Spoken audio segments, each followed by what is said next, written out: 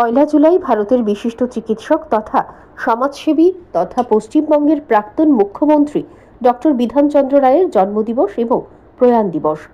ভারতরত্ন উপাধিতে ভূষিত বিধানচন্দ্র রায়ের জন্মদিবসকে ডাক্তার দিবস হিসেবে পালন করা হয়। বিধানচন্দ্র রায়ের নামে সমৃদ্ধ স্বেচ্ছাসেবী সংস্থা বিধান শিশু উদ্যান মেধা অন্বেষা গত 8 বছর যাবৎ এই দিনটিকে বিভিন্ন অনুষ্ঠানের মাধ্যমে শ্রদ্ধার সঙ্গে পালন করে আসছে।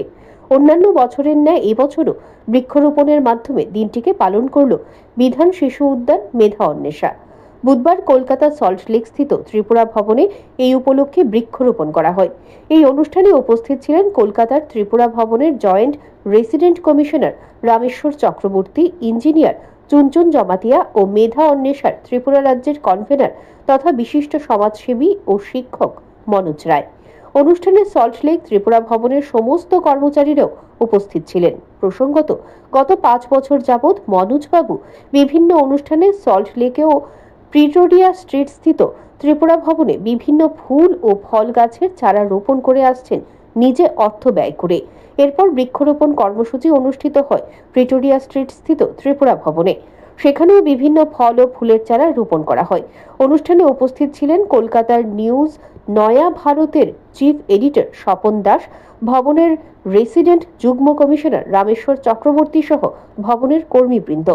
বৃক্ষরোপণ অনুষ্ঠান শেষে সাংবাদিকদের দেওয়া সাক্ষাৎকারে বিধান শিশু উদ্যান মেধা অন্বেষার ত্রিপুরার মনোজ রায় জানান, ত্রিপুরা ও পশ্চিমবঙ্গের জনগণের উচিত ভারতের প্রধানমন্ত্রী মোদির এক পেড় মা কে নাম আহ্বানে সাড়া দিয়ে প্রতিটি উল্লেখযোগ্য দিনকে স্মরণে রেখে নিজ নিজ মায়ের নামে বৃক্ষরোপণ করা। প্রসঙ্গত, মনোজ রায়কে বুনিয়াদী শিক্ষা দপ্তর থেকে ত্রিপুরার সমস্ত স্কুল ও মাদ্রাসাতে কিচেন গার্ডেনের পরামর্শদাতার দায়িত্ব দেওয়া হয়েছিল, যা তিনি অবসরে যাওয়ার পরও দায়িত্ব বিমুখ হননি।